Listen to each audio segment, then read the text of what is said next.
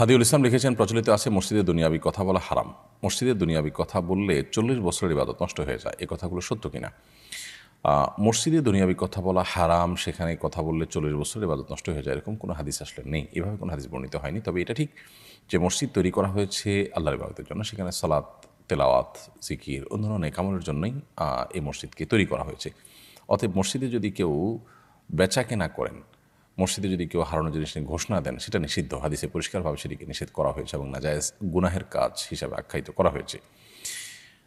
অতএব মসজিদকে নিছক ব্যবসা বাণিজ্যের জন্য, দুনিয়াবি কাজের জন্য যদি নির্ধারণ করে কেউ, রেস্ট করার দরকার, মসজিদে যা রেস্ট করেন তিনি, এটা তার রেস্টের জায়গা, অথবা সেখানে বসে তিনি ব্যবসায়িক মিটিং করেন, পণ্য রাখেন, বেচা কেনা করেন, তো সেগুলো নিষেধ এবং নাজায়েজ, সে ব্যাপারে কোনো সন্দেহ নেই। তবে মসজিদের দুনিয়াবি কথা এটা যদি প্রাসঙ্গিকভাবে আসে, একটা হলো দুনিয়াবি আলাপের জন্য আপনি বাহির থেকে সেখানে ব্যবসায়িক মিটিং সেট করে দুনিয়াবি আলাপ করলেন, সেটা নিষেধ এবং নাজায়েজ। কিন্তু আপনি কথা প্রসঙ্গে দুনিয়ার কোনো প্রসঙ্গ আসলো এবং সেটা নিয়ে বললেন, প্রসঙ্গত বললেন, তো সেটা নাজায়েজ বা হারাম নয়। নবী করিম সাল্লাল্লাহু আলাইহি ওয়াসাল্লাম বিভিন্ন বক্তব্যে দুনিয়াবি বিভিন্ন বিষয় এরকম উঠে এসেছে। মাঝে মধ্যে দেখা গেছে প্রসঙ্গত কোনো দুনিয়াবি বিষয়, পার্থিব কোনো বিষয় উঠে এসেছে, তো সেটা তিনি কথা বলেছেন, এগুলো হারাম নয়, নিষেধ নয়, নাজায়েজ নয়। বিশেষ করে সমাজের মানুষের কল্যাণের জন্য যদি দুনিয়াবি কথা বলতে হয়, আমাদের পরিবার, সমাজ, ব্যক্তির কল্যাণের জন্য বলতে হয়, তখন সেই দুনিয়াবি কথা বলা তো আরও ভালোভাবে, বরং সেটি জায়েজ, কারণ সেটা মানুষের কল্যাণার্থেই বলা হয়ে থাকে। বিধায় মসজিদে সর্বাবস্থায় সাধারণভাবে দুনিয়াবি কথা বলা হারাম, এরকমটি মনে করার কারণ নেই। মনজুর মুর্শিদ লিখেছেন, জাকাত খাওয়া ব্যক্তির সাথে শেয়ারে কোরবানি দেওয়া যাবে কিনা।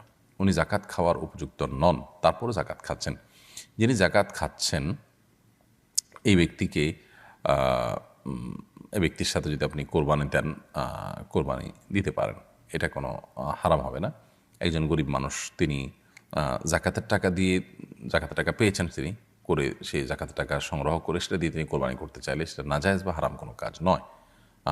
আপনি তার সাথে কোরবানি দিলে কোরবানি জায়েজ হবে।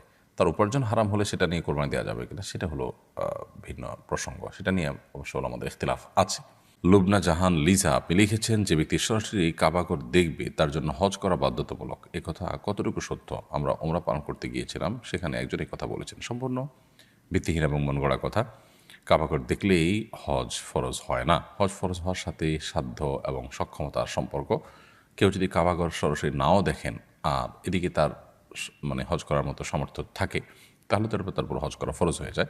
আর যদি কেউ দেখেন অথচ তার সামর্থ্য নেই, তাহলে তারপর হজ করা ফরজ নয়। অতএব হজ করা ফরজ হওয়াটা কাবাঘর সরাসরি দেখা না দেখার উপর নয়, বরং সক্ষমতা থাকা না থাকার উপরে। সুরমা সোহরান, আপনি লিখেছেন, স্বামীর পকেট থেকে যদি না বলে কিছু অল্প টাকা নেই, তাহলে কি গুনাহ হবে? স্বামীর পকেট থেকে যদি আপনি না বলে টাকা নেন, অল্প হোক আর বেশি হোক, এটা নির্ভর করবে স্বামীর সাথে আপনার সম্পর্কের উপর।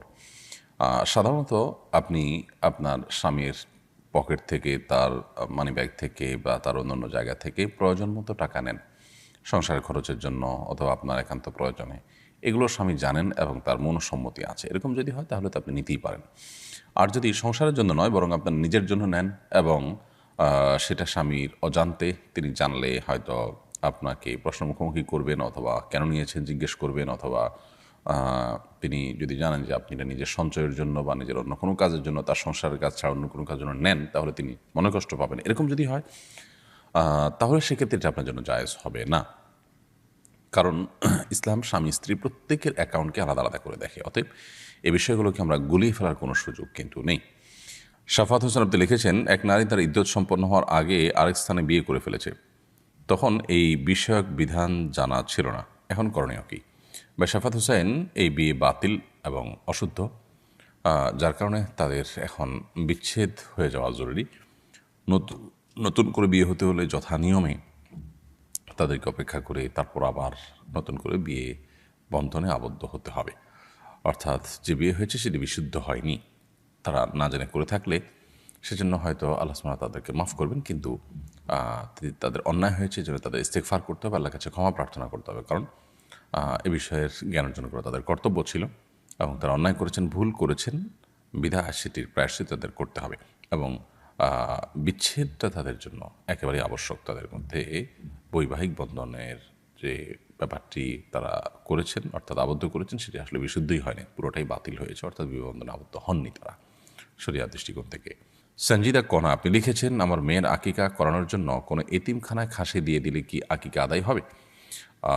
মেয়ের আকিকা হোক, ছেলের আকিকা হোক, আকিকার গোশত কোরবানির গোশতের মতো নিজেরা খেতে পারেন, আত্মীয়স্বজনকে খাওয়াতে পারেন, গরিব দুঃখীকে দিতে পারেন।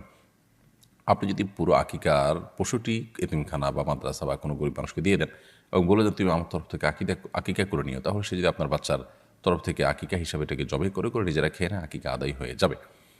তবে এমনটি করা আমরা অনেকে মনে করি জরুরি বা বিশেষভাবে এটা করাটা বোধহয় কাঙ্ক্ষিত। এই ক্ষেত্রে ব্যাপারটা সেরকম না। এটা একান্ত আপনার ইচ্ছার উপর নির্ভর করে যে আমার পুরো আকিকার গোশত আমি এতিমদের খাওয়াতে চাই, এটা আপনার ব্যাপার।